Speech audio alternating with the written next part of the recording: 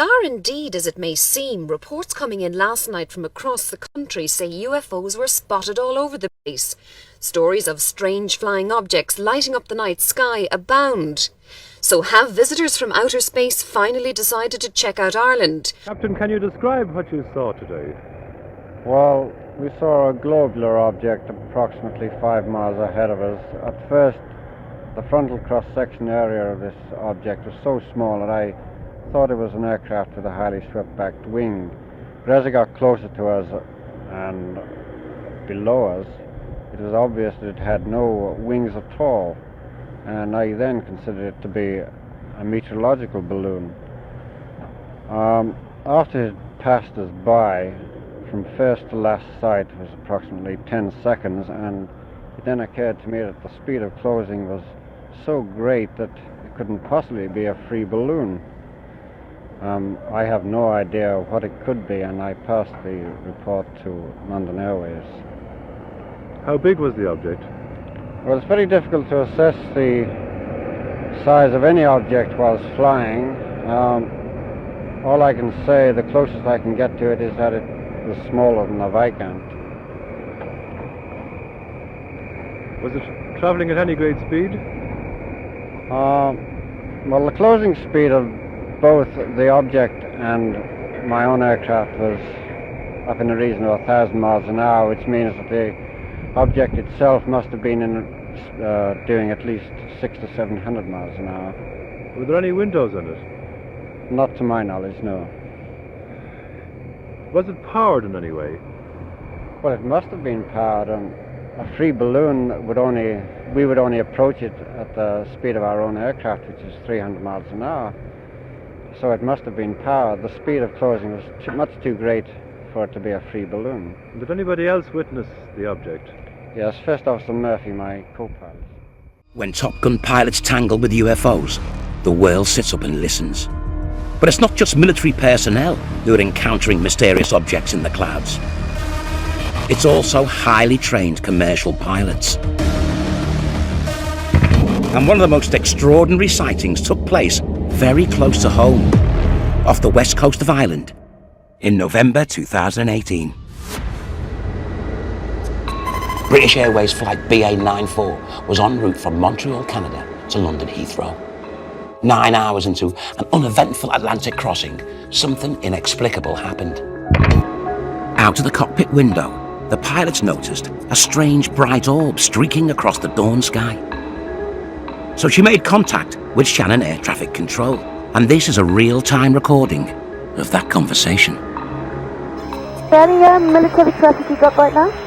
There's nothing showing on either primary or secondary. Okay, it was moving so fast, in fact, you can no longer see it, but yes, good. Alongside you? Good to come up on our left-hand side and then rapidly veer to the north, being so bright light, and then it just disappeared at a very high speed. We were just wondering. We didn't think it was a likely collision course, we were just wondering what that could have been. The speed was astronomical.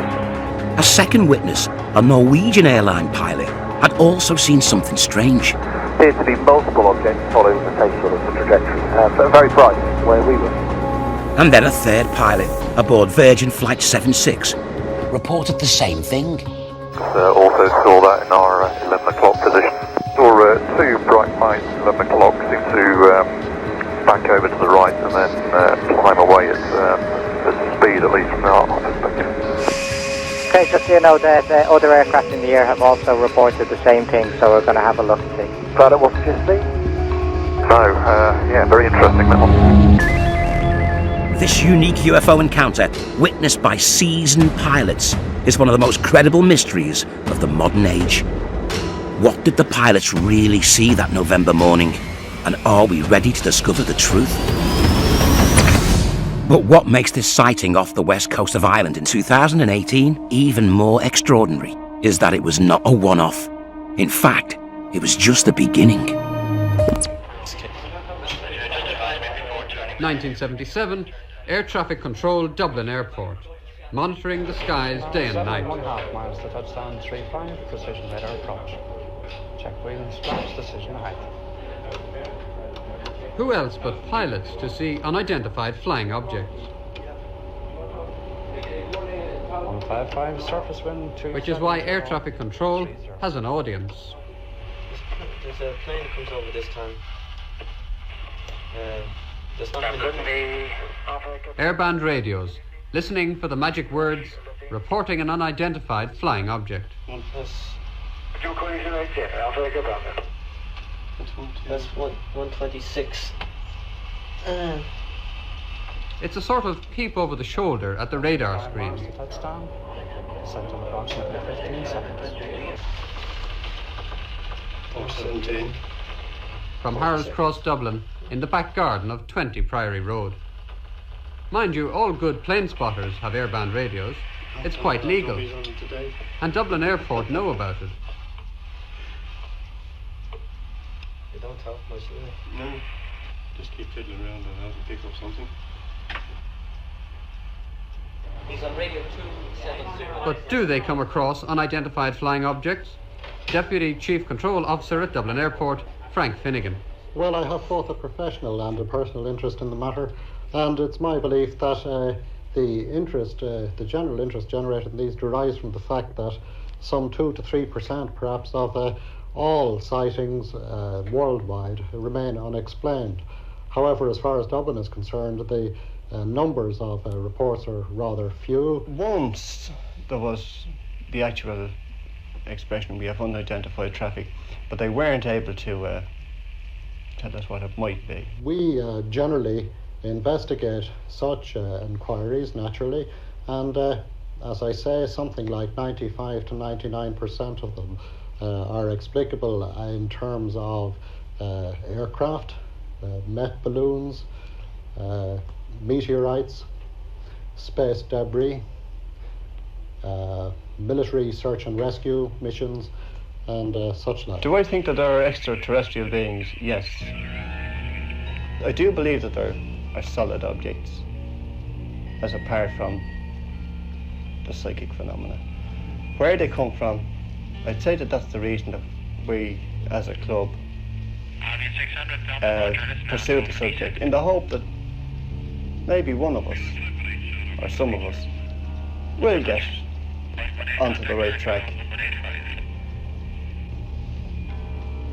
There is a book here, by the way, Our Mysterious Spaceship Moon, and it gives quite a bit of gen on people like us who listened into the Apollo missions to the moon. And one piece here on page 48, mission control, what's there? Now, Apollo 11, by the way, was the first one to get on the moon. Apollo 11 answering back said, "These babies are huge, sir, enormous. Oh God, you wouldn't believe it." And then Arthur's italics, what could Apollo 11 be referring to? He said, "I'm telling you, there are other spacecraft out here, lined up on the far side of the crater edge. They're on the moon watching us." 3, 2, 1, 0.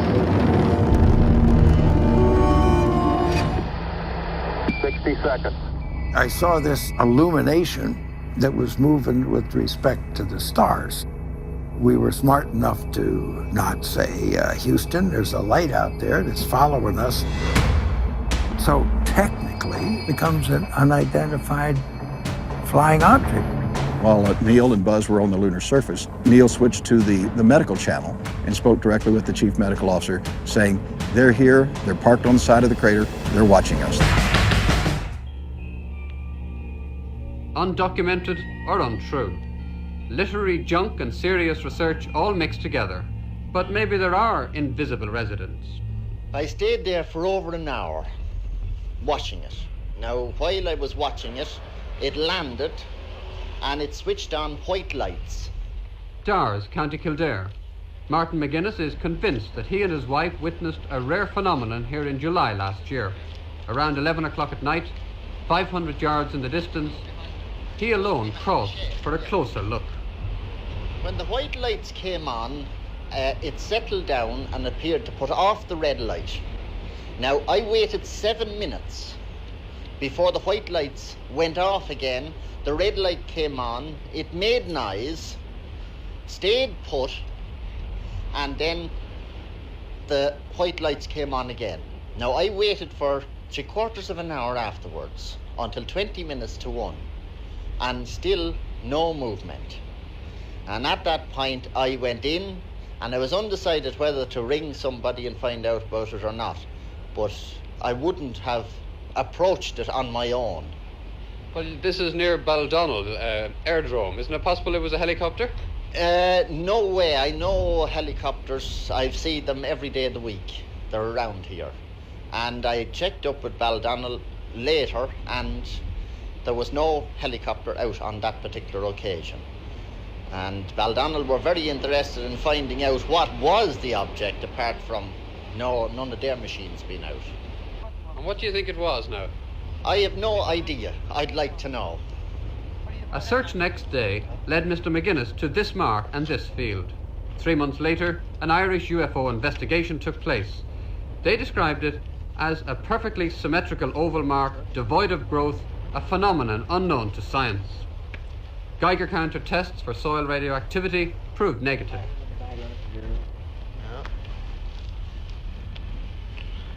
Now you can see. You'd want solid stuff. This is but more the spot solid remains. Anything else? What is it? I think, but it looks like a fairly, like a rough landing affair. Like it could have been an emergency landing for all you know, like, you know. And it wasn't a skid or anything, not by the looks of it. My view, Brendan, is that it's a 50-50 chance whether or not it's been marked by a UFO or something.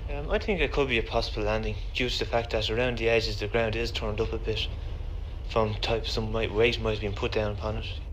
Johnny Nevin, cattleman on the farm for 20 years, he has other more earthy ideas. What do you think this is here?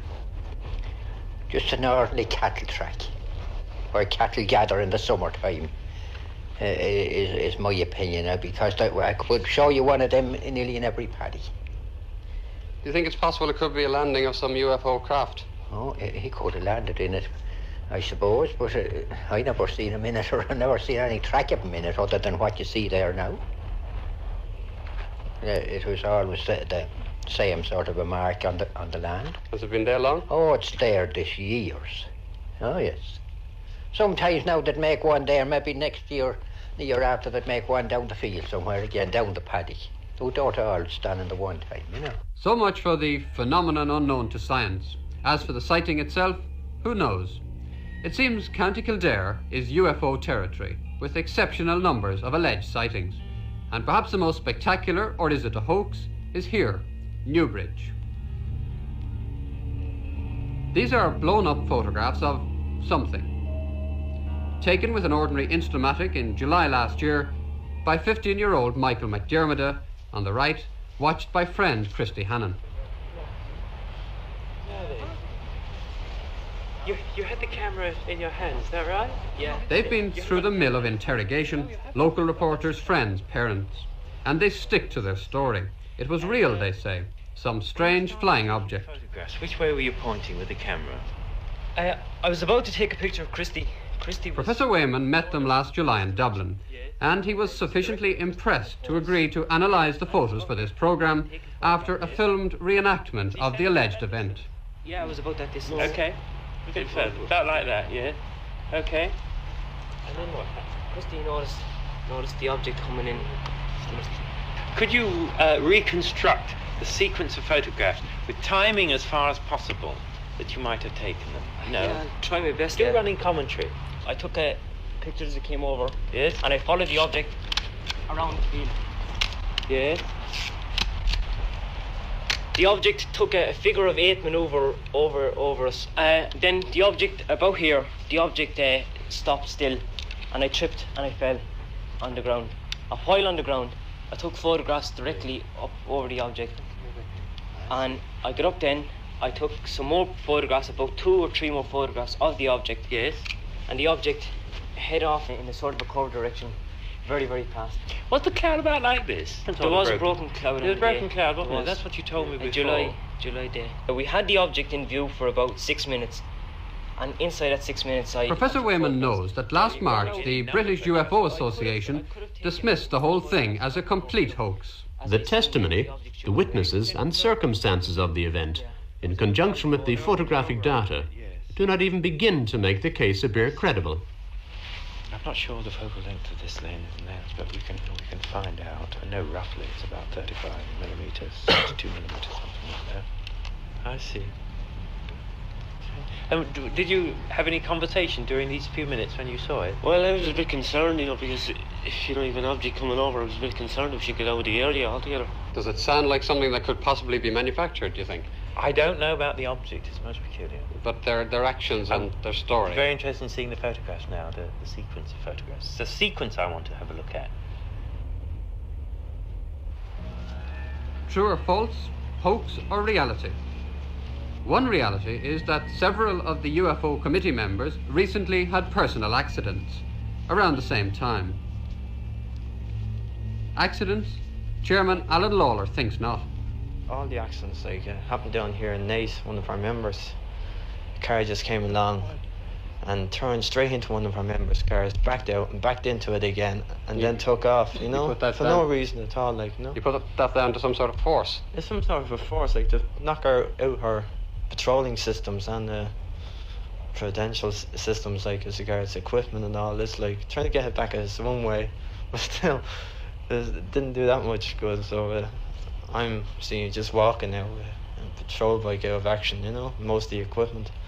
But it's not stopping from this case, It landed down on the mountain, and then I could see the shape of it. I see the shape. What sort of shape? It was a kind of a saucer shape with two round bulges kind of on each side of it. And there was a very red light. A couple of seconds and then it stopped. And we said, what's it stopped for? Satellites don't stop. And then it carried on again. And then, just to everybody's astonishment, it done a perfect right angle turn. Went off in another direction. So we went to bed, kind of scratching our heads and saying, what the hell was that? Aeroplanes don't do right angle turns, neither do satellites,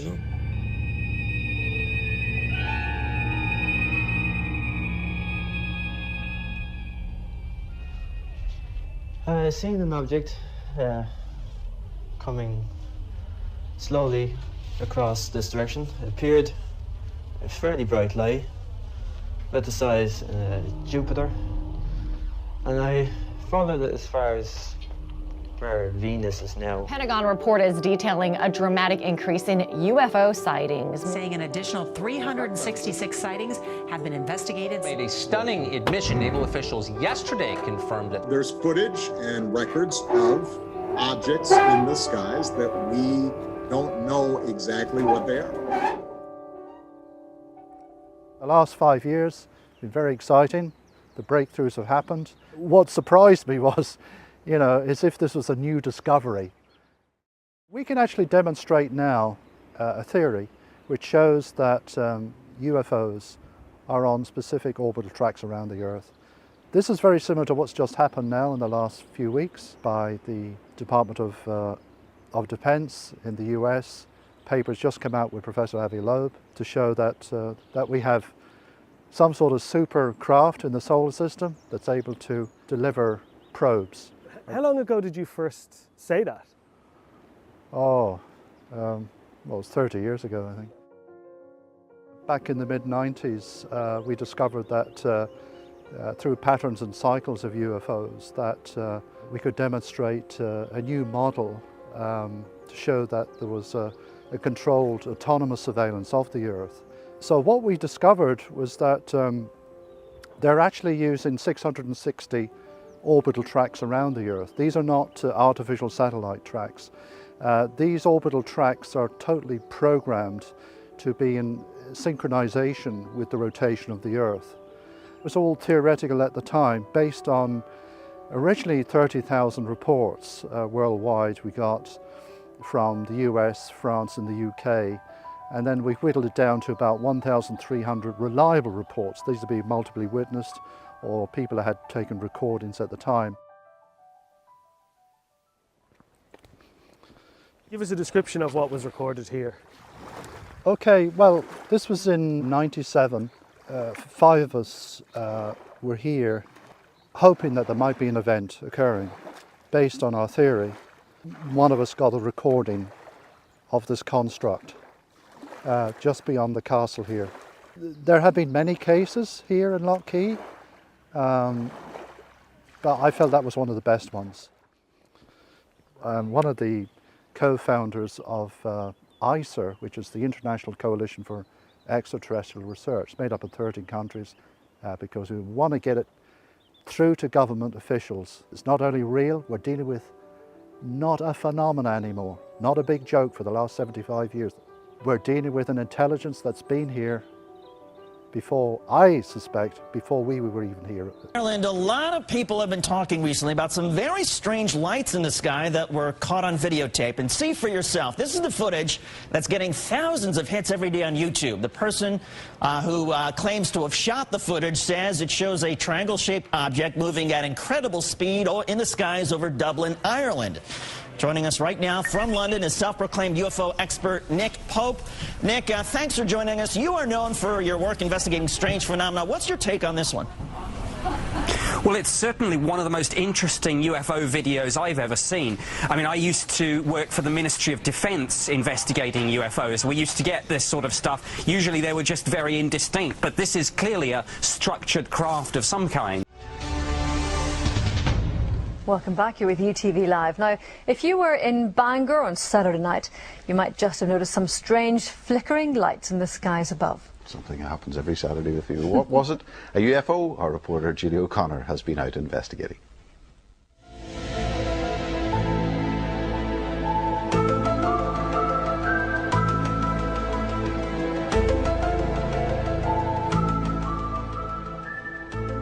This was the spooky sight in the skies over Bangor on Saturday night.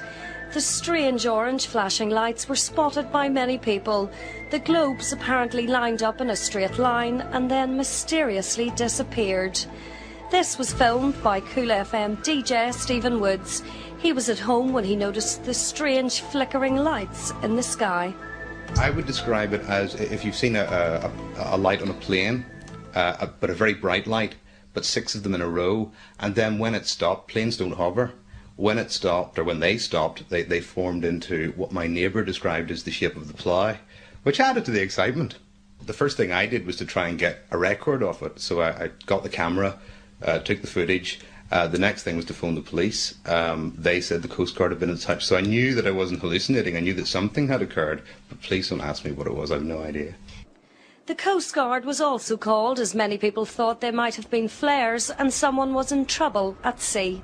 We do quite often get reports of possible flare activity which turns out to be meteors. However, nothing that have formatted the way these lights did, and they almost seem to be orchestrated. So we have absolutely no explanation for them, and we of course don't like phenomenon that we can't find a reason for, but this one has us beat completely. So any suggestions in the office today on what it might have been? Well, certainly quite a few comical suggestions from UFOs to little green men, but nothing terribly serious, I have to say. You react, do you think, if you woke up in the middle of the night and found at the end of your bed a small figure with 2 holes for eyes, a hole for mouth, and wearing a very strange metallic garment? Well, you'd probably scream, wake up and realise that you've been having a nightmare. Not my next guest. He didn't scream, he went along with the whole thing, and he ended up in a spaceship, being probed and prodded in all sorts of places. Seriously, when he woke up in his own bed the following morning, he had a pain in his bottom, among other things, and a lot on his mind. What did he do? He wrote a book about the whole thing called Communion, and that was a huge success, and probably people in our audience have actually read that book and probably been very interested by it. But his latest book is called Majestic. I have it here, and it's something else, because it's unashamedly a work of fiction, but it's based on some worrying and hitherto unexplained facts which suggest that we were indeed visited by extraterrestrial beings. Will you welcome, please, Whitley Strieber.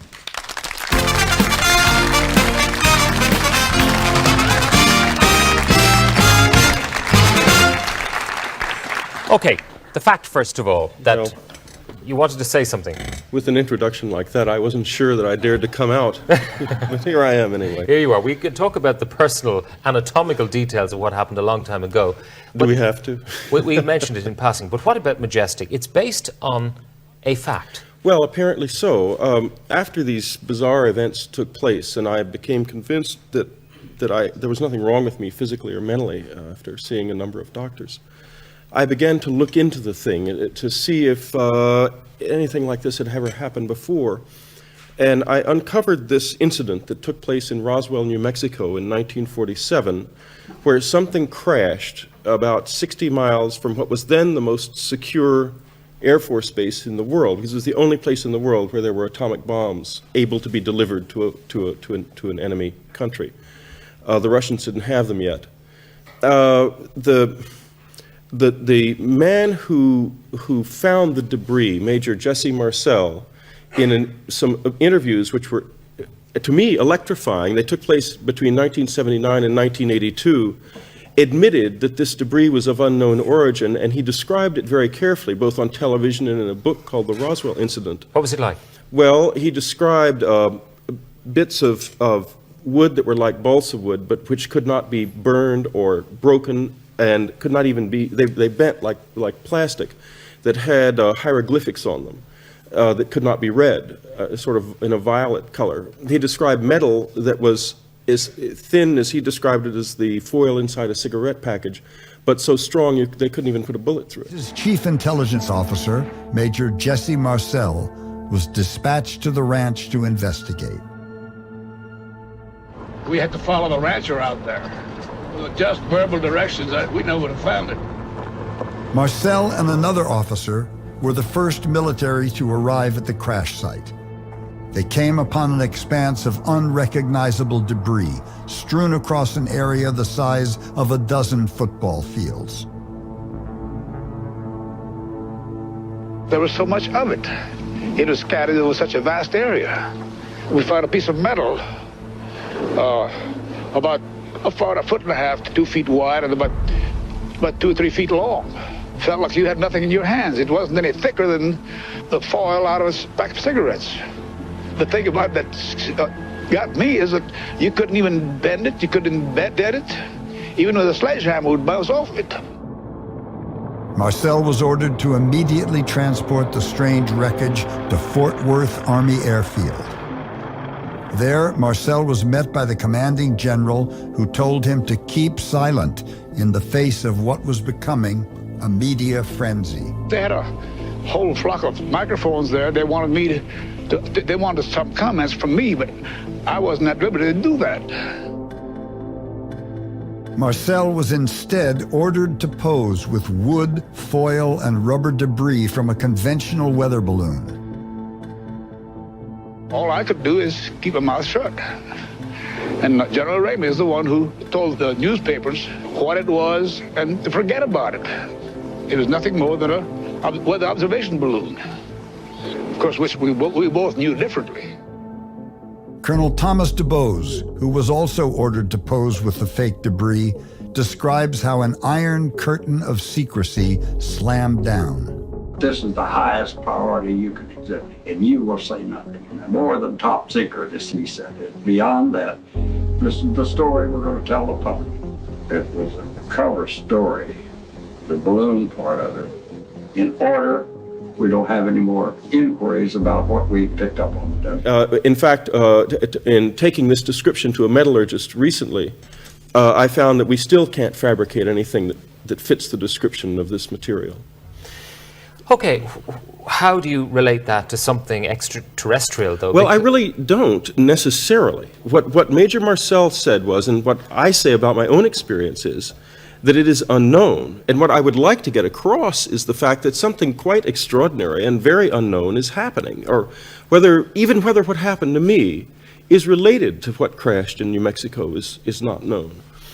For example, before I wrote Communion, and I think it would be kind to say invalidated myself to a degree.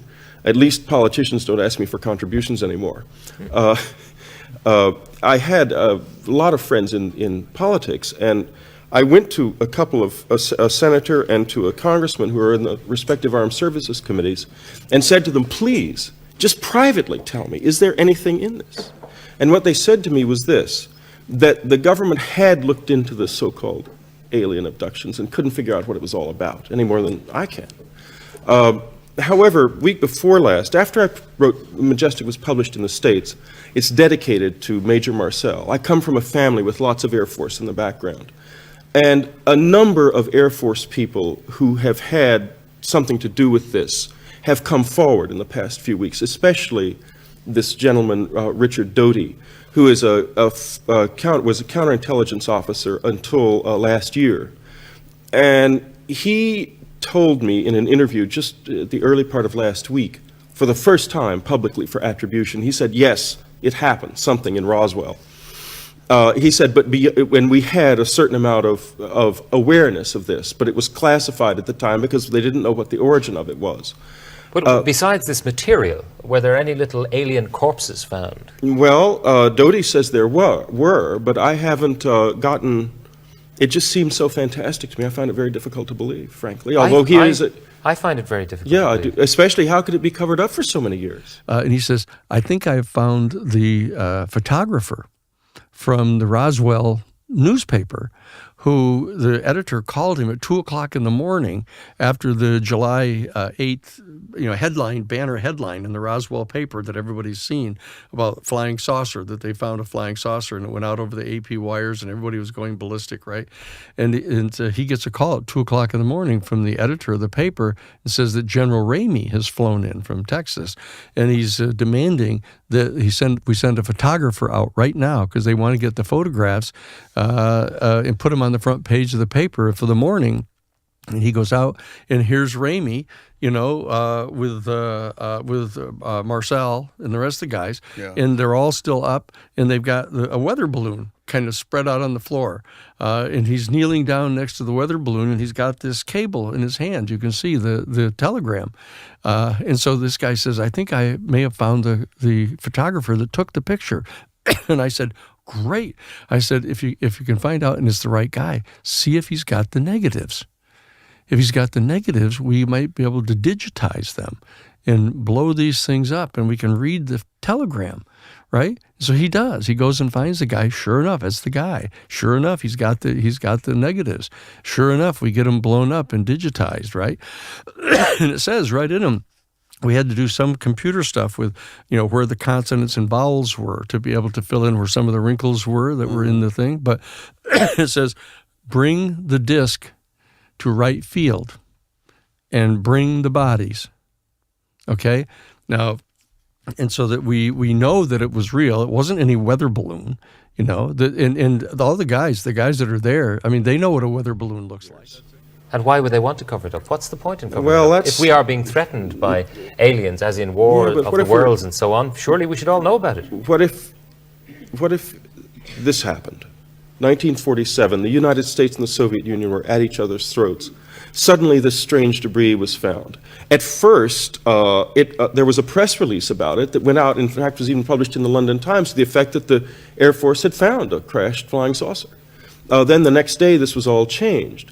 It was changed because they couldn't allow anyone to know that something unknown could get that close to that base. And why it stayed classified all of these years is a good question. And I think it's a question that's being asked in the government right now. And I suspect that the reason I was contacted by Doty, which it's not an official contact, but it's fairly close to one, is that maybe that's sort of a trial balloon to see what happens if they begin to let out the idea that this did occur.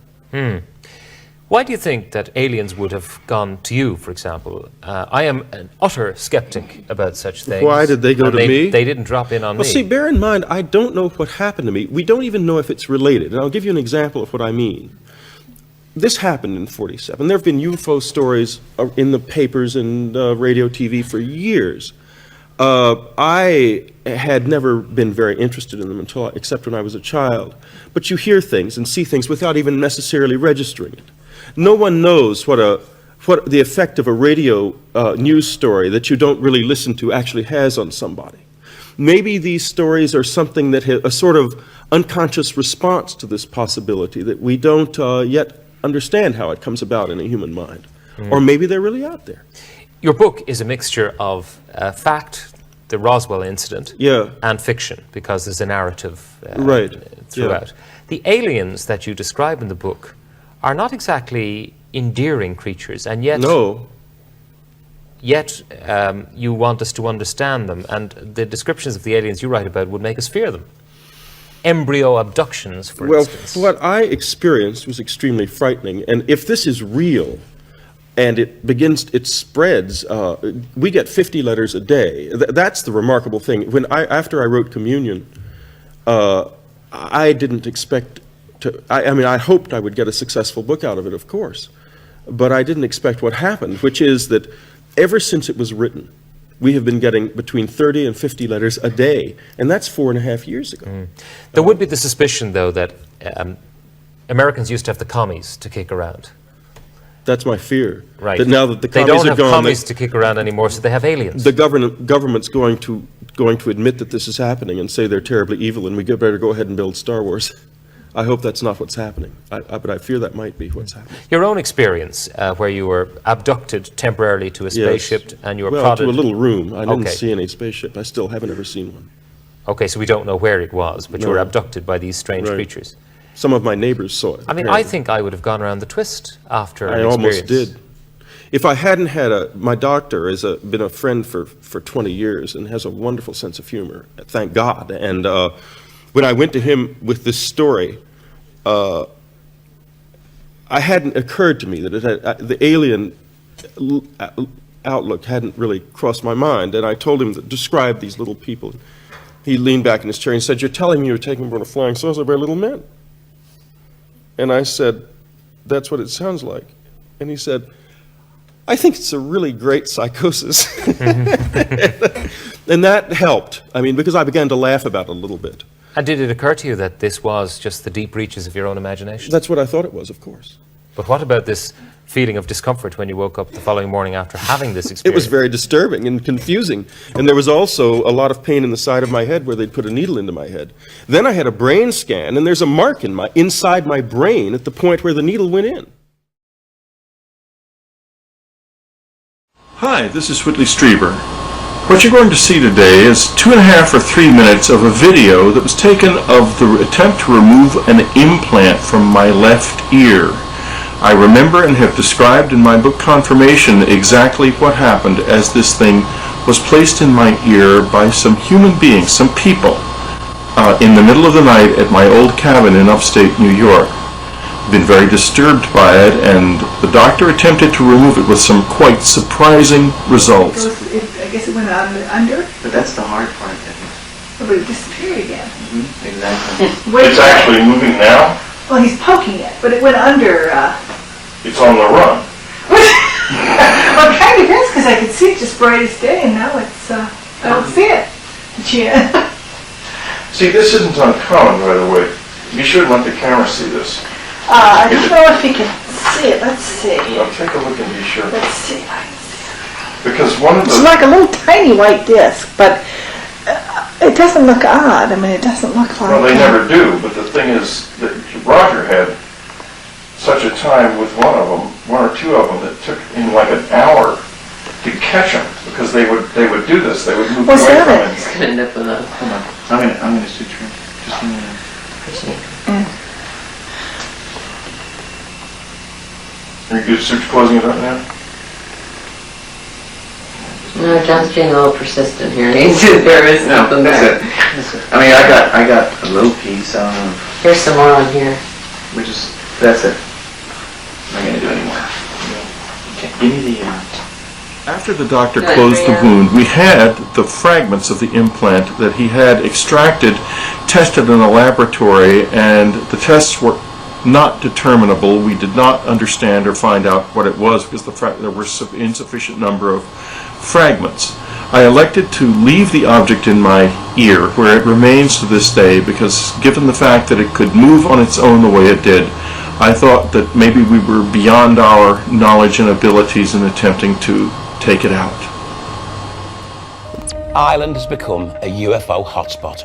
Last year, 105 UFO sightings were reported to Irish authorities. And it's not just pilots seeing these anomalous objects.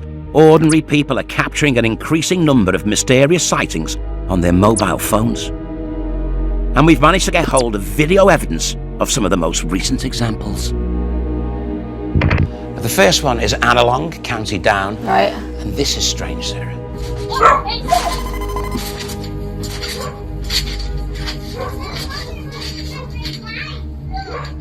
Is it a disc? Is it an orb? It's almost, look, see, the bird went past and you can see that's a solid object, whereas this is almost opaque. Are you saying it's a balloon? Potentially, but it's moving rather fast. It's moving really quickly. If that was a balloon, it wouldn't move that quickly. It depends on the wind speed of the day. Oh, true, I suppose. And it's the fact it's slightly opaque, that's what, it makes me curious. Okay, let's go to Belfast now. Okay. Now look at that. This... It's a plane. You're reckoning That that's is a plane. Look at the shape of it. Oh, hang on, Well, is to me, it it this looks over like here? Look, that's the plane. No, look at this though. Yeah, that's a plane, and that's travelling so much quicker than it. Can we just go back a minute? Just go back. There you go. Yeah, so we got that there. Yep. Which I think looks like a plane. Agreed. But that doesn't look like that. Look. Then if you go slightly forward, wait. There. There. Yeah. Here. There. That's something we can't explain. Now, what did you see? What drew your attention to the sky in the first instance? Well, it was my wife Kathleen who first drew my attention to it. She pointed out something which looked like an aeroplane. But after some time, a minute or so, we saw that it wasn't because of the shape, number one, and the lights. And at this stage it consisted of, to our mind, it looked like a cloud with two lights shining out of it, but they weren't flashing on and off as you would see in an aeroplane. When we had travelled about 2 miles of the road, it had dropped to a level of about 100 feet from the ground. And how far away from it were you from it at this time? It's very difficult to say, but it looked like 150 to 200 yards. It was more or less hovering at this stage. Could you see a shape at this stage? No, just a massive light. And it was coming down from the sky? It had come down, and at this stage it was hovering. And what about colours? Was it red or white or what? It consisted of 3 colours, an orange and crimson light, which seemed to be coming more from the top of the object, the whole thing was surrounded then by a mass of bluish fog or vapour, which more or less obscured the whole object. Well, what was its shape? It was spherical, half a sphere, I suppose you could describe it. And did it actually come down and touch the ground? Well, I had been looking at it. When we got to the point where we saw it hovering, I stopped the car, switched off the lights and engine, to see if I could hear any noise. There was no noise from it. It was moving in a kind of a backward, forward direction and dropping very slowly. I was looking over a 5-foot fence, and Kathleen at this stage got quite frightened. Well, what frightened you about it, Mrs. Shelley? I just couldn't understand what it was. Well, what did you think it was? Well, I did think it was some, I won't say flying saucer, some identified object, something I had never seen before, something unnatural, to my mind. Yes. Did you get out of the car at this No, stage? I didn't. I stayed inside and I called John. But you had a clear view of it? Yes, I could. The window was down and I could see it, probably not as well as John saw it at the stage when it was hovering. But I was watching it the whole time while it was descending from the sky. And indeed, it's just what John said it was. You saw just what he saw. Exactly. We discussed it afterwards just to make sure, and we did see exactly the same thing. And when your wife called you to get back into the car, had the thing landed at this stage? Well, it was just dropping below eye level at this stage, and my reaction then was to go down after it. And I was just about to climb the fence when Kathleen called me back. And discretion being the better part of valor, you went. I went, yes. Well, now let's just look at some of the possibilities. Do you think it could have been a meteorological balloon or something? This was my first thought, actually, that it could have been something like that. But then, of course, I don't know very much about meteorological balloons, but I would have thought that it couldn't drop so fast from the sky. It dropped that distance in less than 3 minutes. Or possibly have been 30 feet on the height of a house. Yes. But what about bog mist of some sort? Did this occur to you? It did occur to me, yes. Well, now you've had a week or more to reflect on this. Have you thought what it could possibly be? I'm keeping an open mind on it. I'm not convinced of anything yet. But the Shelleys were not the only ones to make this odd sighting. Young Ellen O'Donnell was coming home 1.5 hours later with her boyfriend when she saw the lights too. I saw this strange object. I can't... over there, and... up against the hill? Yes, up against the hill, and I just said to Teddy, there's something over there, and he said, don't mind it. What colour was it, Ellen? Oh, every colour, orange, crimson. I think there were a slight, There were lights coming out of it? No, not exactly. What shape was it, would you say? Shape. It Was was it- more round than anything else, I'd say. I'd say it was just something... I An don't aeroplane, really know. maybe? No, I wouldn't say that at all. What about some sort of mist? Could it have been No, mist? I wouldn't say that either, because it was something I never saw before, and Well, did it frighten you? yes, it did. What did you do? Did you go straight home? I jumped into Teddy's arms. And off you went then, did you? No, well, we saw it, we were walking and we saw it, But was it the moon? Suppose it was the moon. No, it wasn't the moon, no, definitely. Or some stars? No. It's just something I just couldn't really describe it. It wasn't stars or the moon for that matter. It was in this field, not far from the Mullinahone creamery, that the Shelleys saw the object hover. And because it was suggested to us by Mr. Desmond Leslie, who's something of a UFO expert, that we should have the ground hereabouts tested for residual radiation possibly left by this object, we asked Mr. Eddie Bergen, the South Tipperary Civil Defence Officer, and his assistant, Mr. Eddie O'Neill, to sweep the area with Geiger counters.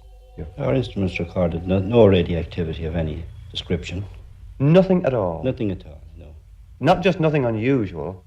Nothing at all, actually. If the radioactivity was present at today, it certainly would have shown on the instruments. Well, now, it's a fortnight roughly since this sighting was made. Suppose something had landed there that made the area radioactive. Would there be a possibility that all traces of it would have disappeared by now? It's quite possible. I mean, it would depend on the intensity of the initial radiations, and we know that radioactivity decays according to a certain law, which is known as the 7/10 law. In other words, if for every 7 multiple of the time, the radiations decrease to 1/10 of their intensity. So that if there was some radiation there, what you're saying is it could have disappeared by now? Well, it could be so slight that it wouldn't be picked up by our instruments. Mr. Bergen, if you'd found anything there, would you have been surprised? I would undoubtedly have been surprised. Mr. O'Neill, would you have been surprised? Well, to be perfectly honest, I think I would have been surprised, yes. But as Mr. Burton says, the instruments didn't show anything. It's possible that an initial radiation there could have decayed over the past 15 days, but as I say, I don't think I expected to find any radiation present. Reported there were sightings of sorts of some sort of aircraft or unidentified flying object over part of the northwest region last night. A lot of reaction to this on social media. A lot of people saying they reported having witnessed unidentified silent flying objects being described as being similar to B-2 bombers flying at low altitude. We're told from our listeners that there were reported sightings in Sligo town, in Bundoran, in Ballyshannon and in coastal areas. So what is going on, or what was going on in the skies over the northwest last night?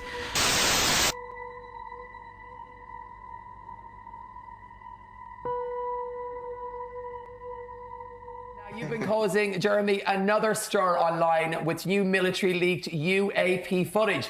This new one you've dubbed the jellyfish. But tell us here on the 6 o'clock show why this new sighting is so important. Right, yeah, so this has actually been causing a stir, not just online, but around the world and also within the Department of Defense. This is the first time in history the public gets to see what they call an incursion of a military base by a UAP or UFO in a conflict zone. So this one is so important because, first of all, it's very strange looking. They didn't know what to identify it. They call it a UAP. It could do advanced maneuvers, but it's not ours. It's not Russia's. It's not China's. So they don't know whose it is. So they call it a UAP or UFO. The reason this one was called the jellyfish was because of the maneuvers that it did. It was able to descend into the water for 17 minutes with no inertial effect. This thing came up out of the water and shot off. We don't have anything that can do that like this. So this is a real head scratcher. Now, Jeremy, I'm sure with your line of work, you are inundated with emails, videos of people having sightings of UAPs. But how do you make sure like videos like this, like the jellyfish, are legit and not a hoax? Yeah. Right. So that's a really important step in the process. You know, they say extraordinary claims, needs an extraordinary, what I say, investigation. So that's what I did. My partner in investigation is George Knapp. He's one of the old school investigative reporters that has been on this topic from the very beginning. How we know that the footage we get is authentic is that, first of all, this is a leak. This is a leak within the intelligence community within the United States. So when that comes to us, we need to vet it. So it took us 3.5 years to really know for sure that this footage was not only hoaxed, but additionally, it was a credible threat. It was considered a credible threat by our military. So this is not like your friend with an iPhone standing out at a fair, right? Yeah. This is a big deal. This is an incursion. And on that note, last year, a US government whistleblower called David Grush, he came forward about a secret US government program around reverse engineering alien spacecrafts. Let's hear what he and members of the US Air Force had to say.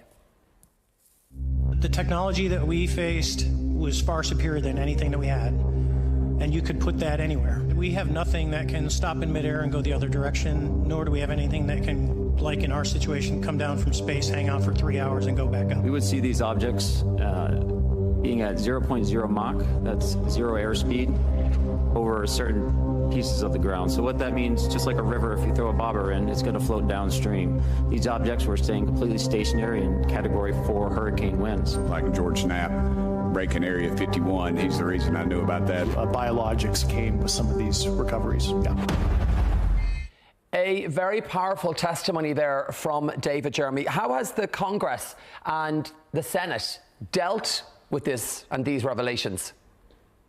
Right. Well, as you can see from that footage, it is a UFO revolution. That is from a Tubi special, the platform Tubi. And I'm featured in it. It shows the work that we did to get this in front of Congress. And to be honest, they're pissed. They're pissed. They want answers. They know they've been lied to, not just our country, but your country as well. So that's the issue. So how they're responding to it is they're digging for answers. They're fighting for answers. They want to know the truth that our government has about UFOs. They know they've been lied to. Now, I'm sure there are many other testimonies out there. I'd like to get your personal opinion on this, Jeremy. Do you think David Grush's public stance on UAPs has encouraged other whistleblowers to come forward? That's a big deal, and I have direct insight into that. Whistleblowers come forward to me and to George Knapp. We have our show Weaponized, and we have exposed some of that. Like the head of the DIA, which is an intelligence agency, said, we have a spacecraft, and we've been able to get inside of it. That was exposed on my show. So yes, other whistleblowers are encouraged by David Grush. And also how we treat whistleblowers in the United States is really important, especially on this topic, to make sure that information does come forward to Senate and to Congress. So that's what we're seeing, is a lot of encouragement. And on that note, supposedly those in the know, they refer to aliens as non-human intelligence. Why is that? What does it actually mean, Jeremy? Yeah, that's really important, and thank you for highlighting that. So when you say the word alien, it makes me think of, little green men from another planet. We don't know where UFOs are from. We don't know who are controlling them. They also testified in Congress, David Grush did, that there were what he called biologics. So when you say non-human intelligence, you're just not making an assumption that you understand the origin of where this other intelligence is from. But we know it's not non-human. And we know there's a biological aspect. Now, potatoes, you could call them aliens, but it's a better way to say non-human intelligence. Okay. Now, if everything around UFOs and non-human intelligence is true, why do you think governments are so scared and keeping this a secret from all of us? True. Yeah, governments are not scared about this. What they want is a technological advantage. When we get a crash or a crash retrieval program, they're trying to reverse engineer or exploit derivative technologies. They're trying to see what we can do to get an edge in combat and warfare. It's national security. I understand that. UFOs are considered higher than weapons of mass destruction because of the propulsion systems. So look, bottom line is our governments are trying to do their best usually, but what they're trying to do is get an advantage because everybody knows this is real within government who has ever dealt with this. And they know that it's something that we can learn from, but they're not going to go around screaming that this is real and destigmatizing it until we know what's going on. Now, looking ahead to the rest of the year, what developments do you predict in the field of UAP disclosures? Well, look, man, I don't have a crystal ball. I cannot predict the future. I don't even know when my alarm clock's going to go off, even when I said it. But what I can say for sure is that people have been encouraged. They have come forward to me and to George Knapp. We are getting them in front of Congress. We are getting them in front of the Senate Intelligence Committee. And that information, some of it will be going public. So my prediction for 2024 is what I know is going to happen. More people are coming forward with firsthand direct knowledge of these government programs reverse engineering UFOs. Are there any revelations, Jeremy, that you think the public should be prepared for in 2024? Yeah, if you don't know by now, then it's time to catch up. And if you don't catch up, you're going to be left behind. This is not something that should be shrouded in secrecy. This is not something that should be overlaid with stigma. This is a real issue, and people are on a daily basis encountering UAP or UFOs in our military and in other militaries around the world. So people should really know is they got to look up. They have to understand this is coming, whether they like it or not. You saw. Yeah. I've kind of told this to people that would listen and people that wouldn't, and so I've kind of no shame about it. But just something very unusual. Walking home from the art centre in Wexford a few years ago, I stopped, looked up in the sky, and saw, lights that were moving at incredible speeds, and I was shocked, in awe, and it was something that I believe was incredible.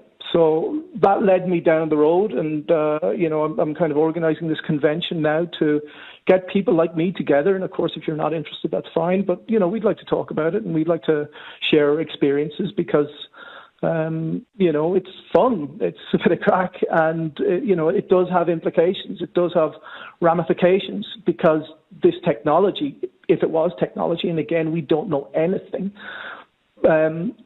would be groundbreaking if we had access to it. Okay, no, it's certainly interesting. And, people will ask the question, were you coming home? Had you been drinking? Were you tired? Like all those questions. Yeah, absolutely. And they're valid questions because it's completely up to, the individual to make their own mind up about it. But the answer is, of course, I wasn't. I was perfectly sober, and that really isn't kind of, a factor because what I saw was just what I saw, and you can believe me if you want, and you don't have to. But it's not just me. There's a number of people, as you're, in the news today. There's like a couple of hundred people have seen it in Ireland, and it's a trend throughout the world. So if there's a trend and there are commonalities within that trend, then people have to take people a bit more seriously. I'm taking you completely at face value. There's been 105 recorded UFO sightings in Ireland, with each visit lasting an average of 13 minutes. And where does your head go with it, Rob? Do you think God, is it aliens, or does it go to a kind of a spiritual place, or do you think, are we being watched by a government organisation that we don't know about yet? Do you go conspiracy theory? Where does your head go, or is it to all of the above and more? Well, no, it's straight to what facts I can get my hands on, that normally leads me down to the root of what's going out in America, because there's so much more. They're not transparent, but they're more transparent, and they have more information about what's going on than we do in Ireland. So I look at, the videos that came out, and then, of course, department officials will release information. And a big story, of course, is the Marco Rubio, who is the Senate chair of the Intelligence Committee. And he released statements about, there are these objects flying over restricted airspace in the US, and we don't know what they are.